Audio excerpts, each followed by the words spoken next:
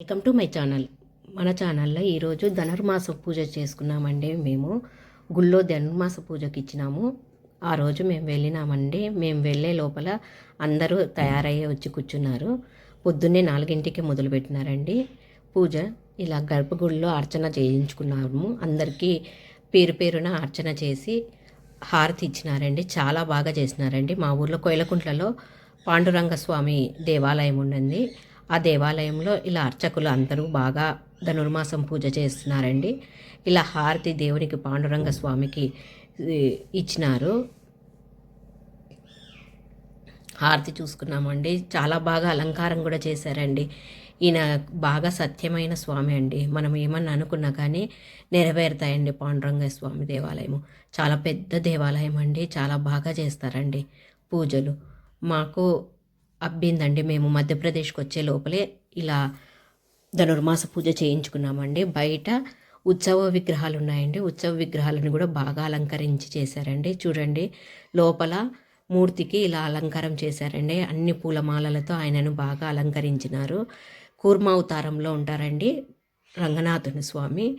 ఇలా ముందర ఉత్సవ విగ్రహాలు పెట్టింటారండి. భూదేవి శ్రీదేవితో రంగనాయకుల స్వామి పాండురంగని అవతారంలో మనకు దర్శనమిస్తారండి. గర్భగుడికి బయట జయ విజయులు ఇలా పెద్ద విగ్రహాలు పెట్టినారండి. చాలా బాగా ఉంటుందండి. వీళ్ళని చూసి మూర్తులు పెద్ద పెద్ద విగ్రహాలండి ఇలా గర్భగుడికి బయట పెట్టినారండి. జయ విజయులు ఇలా బాగా ఉంటుందండి. దేవాలయము చాలా బాగా ఉంటుంది. తర్వాత బయట ఆంజనేయుల స్వామికి కూడా పూజ చేయించారండి పూజారులు. మేము ఆంజనేయుల స్వామి గుళ్ళో కూడా పూజ చేయించుకున్నాము. చాలా బాగా ఉండండి. అందరికీ పూలు ఇచ్చి అర్చన చేసి పేరు పేరున పేర్లు చెప్పి పూజ చేయించారండి. అర్చకులు చాలా బాగా ఓపికగా పూజలు చేస్తారండి. తర్వాత లక్ష్మీదేవి గుళ్ళో కూడా అర్చన చేసినారండి. మేమందరము పూజకి ఇచ్చిన వాళ్ళందరూ పేర్లు చెప్పి అమ్మవారికి కుంకుమార్చన చేశారండి. అమ్మవారిని కూడా చాలా బాగా అలంకరించారండి. లక్ష్మీదేవిని ధనుర్మాసంలో చాలా బాగా పూజలు చేశారండి. ఇలా మొత్తం గుడి చుట్టూతో పరిక్రమ చేస్తున్నానండి. అదే ప్రదక్షిణ చేస్తున్నానండి.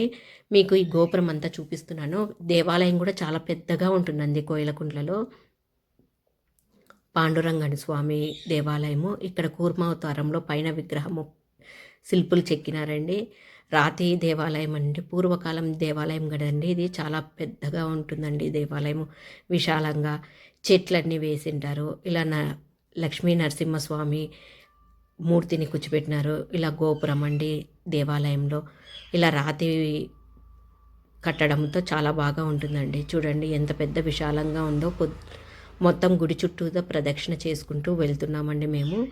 చాలా పురాతనమైన దేవాలయం అండి. ఇక్కడ లక్ష్మీదేవి గర్భగుడి కూడా అలా పక్కన ఉంటుందండి. ఇలా తులసి చెట్లు ఉంటాయి, పూలు కూడా ఉంటాయండి, టెంకాయ చెట్లు, ఇలా అన్ని రకాల చెట్లను వేసినారండి. బిల్వపత్రం చెట్లు అన్నీ వేసినారు. తర్వాత గర్భగుడికి ముందరే ఇలా తులసి చెట్టు ఉంటుందండి. అక్కడ కూడా పూజ చేసుకొని మనకు కనిపిస్తుంది కదండి. ఇది గోపురం అండి. దేవాలయానికి మొదట గోపురము. ఇక్కడ గర్భగుడికి బయట కృష్ణుని విగ్రహం కూడా పెట్టినారండి.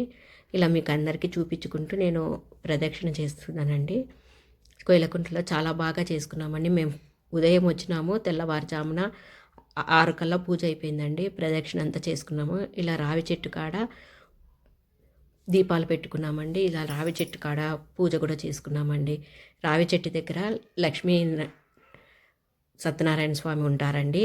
అందరూ ఎప్పుడు పోయినా కానీ రావి చెట్టుకు పూజ చేసుకోండి, ప్రదక్షిణ చేసుకుంటే మనం అనుకున్న కోరికలు తీరుతాయండి. ఇలా రావి చెట్టుకు పాలు శనివారం పూట్ల ముట్టుకొని బొట్టు కుంకుమ పసుపు పెట్టి దీపాలు వెలిగించుకుంటే మంచిదండి. రావి చెట్టుకు లక్ష్మీదేవి ఆ రోజు రావి చెట్టులో లక్ష్మీనారాయణులు ఉంటారండి. అందుకు ప్రతిరోజు మనము నీళ్లు పోసి దీపారాజన చేసుకుంటే మంచిదండి రావి చెట్టుకు. చూడండి, గుడి మొత్తం చూపిస్తున్నాను. నా వెనకాలంతా గుడి అంటే అండి చాలా పెద్ద గుడి అండి. చాలా బాగా ఉంటుంది, పెద్ద విశాలంగా. ఇది మొదట గుడిలోకి ఎంట్రన్స్లోనే వెంకటేశ్వర స్వామి లక్ష్మీదేవి మూర్తులు పెట్టినారండి. చూడండి, గోపురము పాండురంగ స్వామి బయట అండి. ఇది గుడి బయట ఎంత బాగా అలంకరణ శిల్పకళ ఉంది చూడండి. శ్రీదేవి భూదేవులతో వెంకటేశ్వర స్వామిని విగ్రహాలు చేసి కూర్చోపెట్టినారండి గోపురం పైన. ఆ గుడిలోనే ఇలా కోనేరు ఉంటుందండి. ఈ కోనేరులో స్వామివారిని వేడుకలప్పుడు తిప్పుతారండి. నీళ్ళల్లో స్నానం, చక్ర స్నానాలు అవన్నీ చేపిస్తారండి. ఈ కోనేరు అప్పుడు శుభ్రం చేపిస్తారు. చాలా బాగా ఉంటున్నాయండి. ఇక్కడ బాతులు కూడా ఉన్నాయండి కోనేరులో. నేను ఆ వీడియో కూడా చేసి పెట్టినాను, మీరు చూడండి తప్పకుండా. తెల్లవారుజామున అవి కూడా నీళ్ళల్లో స్నానం చేసినట్లు నీళ్లు చల్లుకుంటున్నాయండి. ఇది